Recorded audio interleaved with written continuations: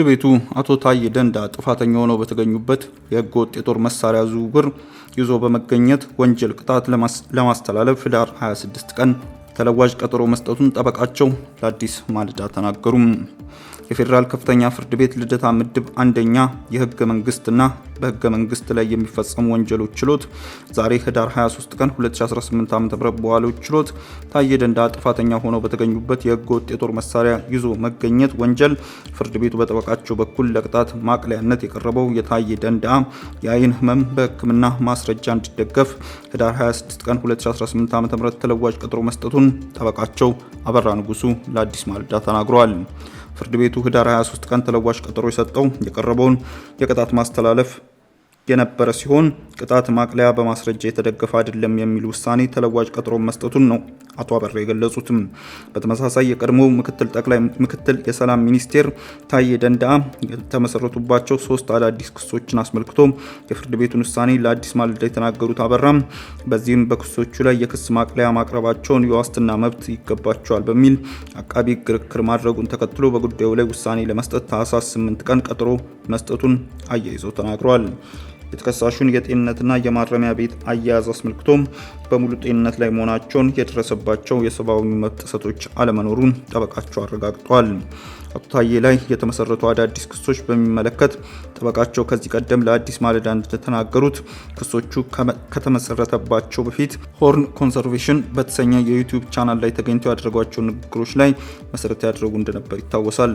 ክሶቹ መንግስት በኃይል የመናድ፣ ስለ መከላከያ ሰራዊት የሰሜን እዝ ጥቃት ላይ እና ተያያዥ ጉዳዮች ላይ ጠቅላይ ሚኒስቴሩ አሉኝ ብለው የሰጡ መረጃዎችም መከላከያ ላይ የተደረገ አደናጋሪ ወይም የሐሰተኛ ወሬን መንዛት፣ ብልጽግና የአንድ ሰው ስልጣንን ለማቆየት የተደራጀ ፓርቲ ነው፣ ፓርቲው በአመዛኙ የማፊያ ባህሪ ያለው መንግስት እንዲመሰረት አስተዋጽኦ ያደረገ እንጂ ህዝቡን ፍላጎት ለማስፈን የተደራጀ ፓርቲ አይደለም በማለት በአገሪቱ ህገ መንግስት መሰረት የተመረጠውን መንግስት ስም በማጉደፍ የሚሉ መሆናቸውን ተናግረው ነበረም።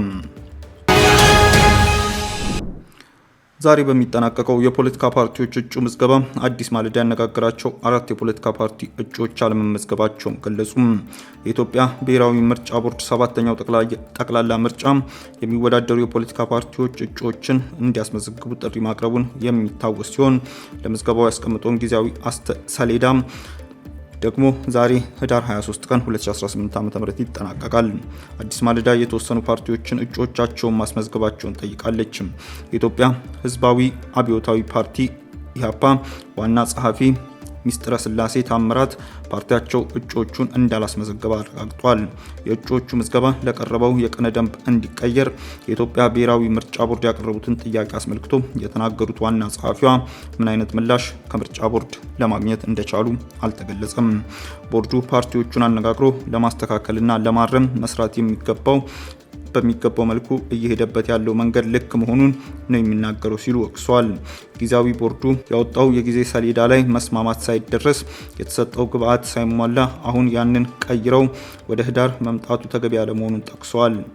ሌላው አዲስ ማለዳ ያነጋገረቻቸው የክልሉ ፓርቲ ሳልሳዊ ወያኔ ትግራይ የህዝብ ግንኙነት ኃላፊ ብርሃነ አጽባሃ ደግሞ ከእጩዎቹ ምዝገባና ትግራይ ውስጥ ካለው የፖለቲካ ሁኔታ ጋር አያይዘው በሰጡት ምላሽ በመጀመሪያ ደረጃ ትግራይ ውስጥ ያለው ሁኔታ ምርጫ ለማድረግ የሚያስችል አይደለም ይላሉ።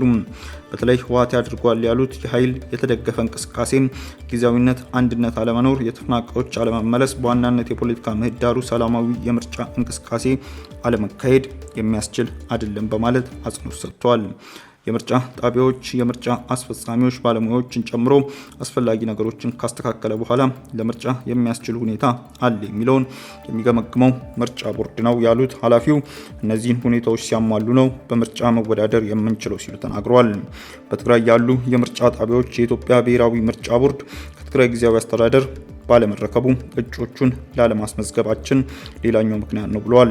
የኢትዮጵያ ዜጎች ለማህበራዊ ፍትህ ፓርቲ ኢዜማ ዋና ጸሐፊ ዋሲሁን ተስፋዬ በበኩላቸው የእጩዎች የምዝገባ ሰሌዳን አስመልክቶ በሰጡት ገለጻ በቅድሚያ የፖለቲካ ፓርቲዎች እጩዎቻቸውን እንዲያስመዘግቡ የተያዘው ጊዜያዊ ሰሌዳ ከታህሳስ 1 ቀን እስከ ጥር 1 ቀን 2018 ዓ.ም እንደነበረም ያስታውሳሉ።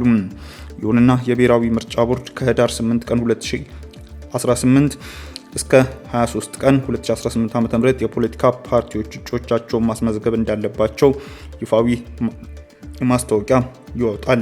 ይህ ማስታወቂያ ግን ከፓርቲው ጋር ንግግር የተደረገበት አይደለም፣ የጊዜያዊ ሰሌዳ የተካተተ አልነበረም ይላሉ የኢዜማ ዋና ጸሐፊ። ፓርቲያቸው ይህንን ተከትሎ ምርጫ ቦርድ ደብዳቤ መጻፉን ተናግረዋል። በላክነው ደብዳቤ ላይ ቦርዱ በሰጠው ምላሽ ከህዳር 8 ቀን 2018 ዓ.ም እስከ 23 ቀን 2018 ዓ.ም የእጩ ቅድመ ምዝገባ እንደሚካሄድና በተያዘለት ጊዜ ሰሌዳ ሲጸድቅ ደግሞ በሚጸድቀው መሰረት እጩዎችን በዲጂታል መመዝገብ እንደሚቻል፣ አስቀድሞ ግን ቅድመ ምዝገባ የሚባል አሰራር ከዚህ በፊት በስድስተኛ ሀገር አቀፍ ምርጫ ስንወዳደር ያልነበረ አሰራር እንዳለና ዝርዝሮቻችሁን እንዳትልኩ ብለው ደብዳቤውን ጽፈዋል ሲሉ አክለዋል። ዋሲውን ሲቀጥሉም ሁለተኛ ደብዳቤ ለምርጫ ቦርድ መጻፋቸውን ለአዲስ ማለዳ ተናግረዋል። ህዳር ላይ ያንን ማድረግ እንደማንችል አሁን ምዝገባ የተባለው በጊዜያዊ ሰሌዳ ላይ ያልተጠቀሰ መሆኑን የኛ ጊዜያዊ ሰሌዳ መሰረት በማድረግ ዝግጅት እያደረግን እንደሆነ፣ ነገር ግን በዚህ በተባለው ጊዜ ግን ማለትም ህዳር 8 ቀን 2018 ዓ.ም እስከ 23 ቀን የእጩዎችን ምዝገባ እንደማንችል በደብዳቤ ገልጸናል። ይሁን እንጂ ከምርጫ ቦርድ ምላሽ ማግኘት አልቻልንም ብለዋል። ዝርዝር መረጃዎችን ማግኘት ባይቻልም የኦሮሞ ፌዴራላዊ ኮንግረስ ኦፌኮ እጩዎችንም እንዳላስመዘገበ አዲስ ማለዳ ማወቅ ችላለች።